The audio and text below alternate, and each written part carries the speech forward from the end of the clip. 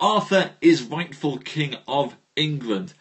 So far, he's had quite a stable rulership in England. The kings who originally rebelled against him went and departed elsewhere up towards Scotland and Wales and left him feeling fairly safe and secure.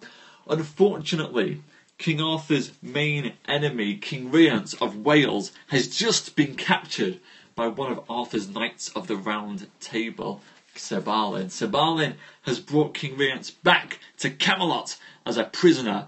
Unfortunately, what this means is it's set into being a series of events where King Nero, King Rience's brother, has come forth from Wales with the enemy kings that originally rebelled against Arthur, and they are currently drawing up to Camelot. Merlin, seeing this coming, has told Arthur that Arthur needs to ride out and do battle with his enemies for one last time. Can Arthur finally vanquish the foes who don't view him as the true King of England and have a stable realm?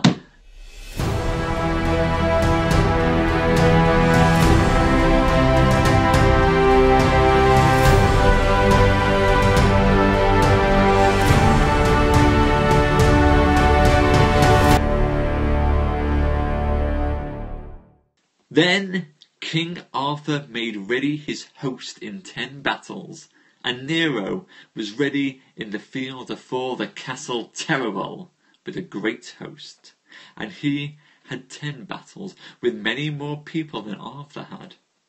Then Nero had at his vanguard the most part of his people, and Merlin came to King Lot of the Isle of Orkney, and held him with the tale of prophecy, till Nero and his people were destroyed. And there Sir Kay the Seneschal did passingly well, that the days of his life and the worship never went from him. And Sir Hervis the Revel did marvellous deeds with King Arthur, and King Arthur slew that day 20 knights, and maimed 40. At that time, in the Knight with the 2 swords and his brother Balin, they did so marvellously that the king and all the knights marvelled of them, and all that they beheld them said that they were sent from heaven as angels or devils from hell. And King Arthur said himself that they were the best knights that ever he saw, for they gave such strokes that all men had wonder of them. In the meanwhile came one to King Lot, and told him while he tarried there that Nero was destroyed and slain with all his people. Alas, said King Lot, I am ashamed, for by my default there is many a worshipful man slain, for, and we have been together, there had been none host under the heaven that had been able for to have matched us. This is with the prophecy that hath mocked me. All that did Merlin, for he knew well that King Lot had been with his body at the first battle, and King Arthur had slain, and all his people destroyed. And well Merlin knew that one of the knights should be dead that day, and loth was Merlin that any of them should be slain. But of the twain he had liever King Lot that had been slain than King Arthur. Now, what is best to do, said King Lot of Orkney, whether is me better to treat with King Arthur, or to fight, for the greater part of our people are slain and destroyed. Sir, said a knight, set on Arthur, for they are weary and foughten, and we be fresh. As for me, said King Lot, I would every knight do his part as I would do mine. And then they advanced, banners and smote together, and all to shivered with their spears. And Arthur's knights, with the help of the 2 swords and his brother Balin, put King Lot and his host to the worst. But always King Lot held him in the foremost, and did marvellous deeds of arms. For all his host was borne up by his hands, for he abode all nights.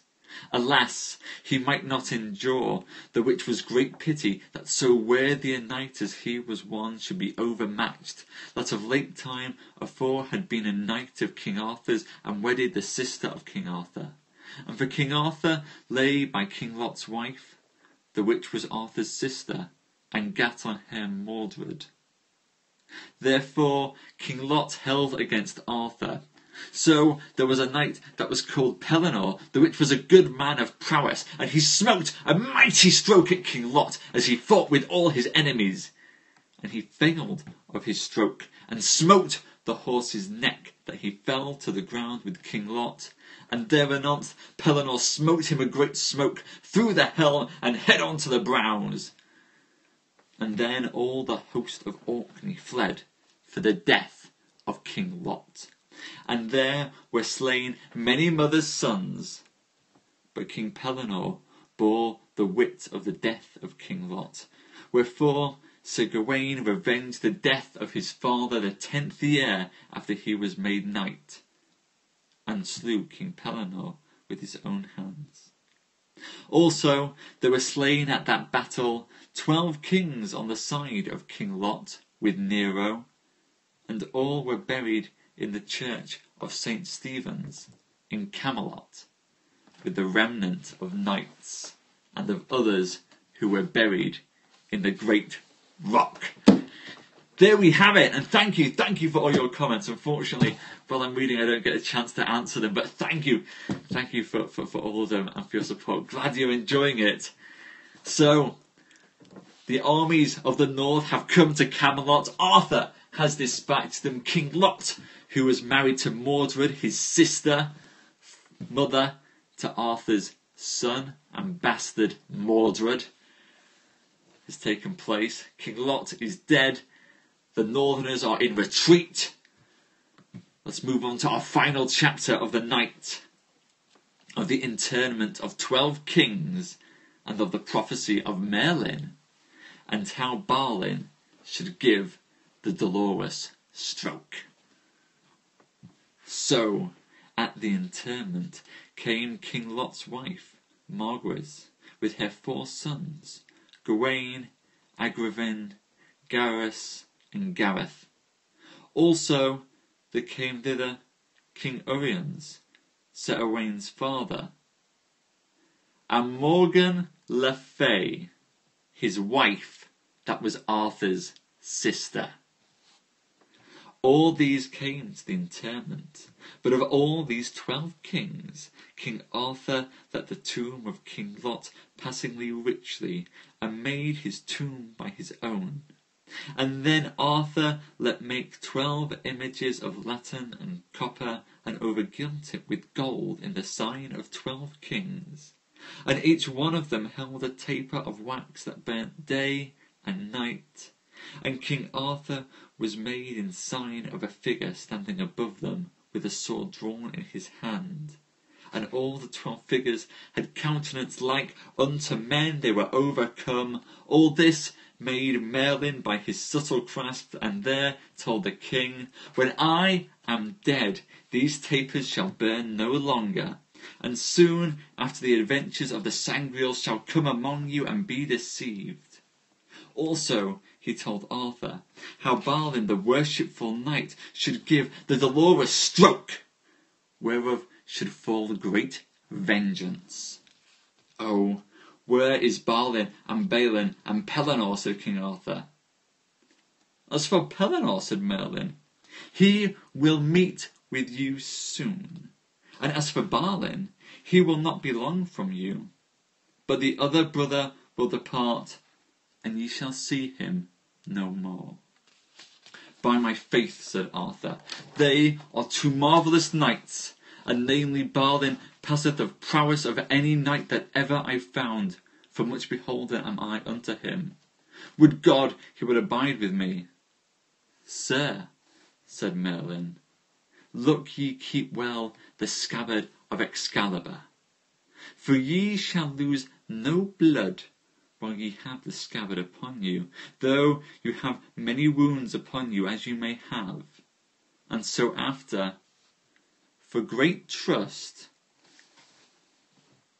Arthur betook the scabbard to Morgan le Fay, his sister, for safekeeping, and she loved another knight better than her husband King Uriens or King Arthur, and she would have had Arthur, her brother, slain, and therefore she let make another scabbard like it by enchantment, and gave that scabbard Excalibur to her love, and the knight's name was called Accolon, that after had near slain King Arthur.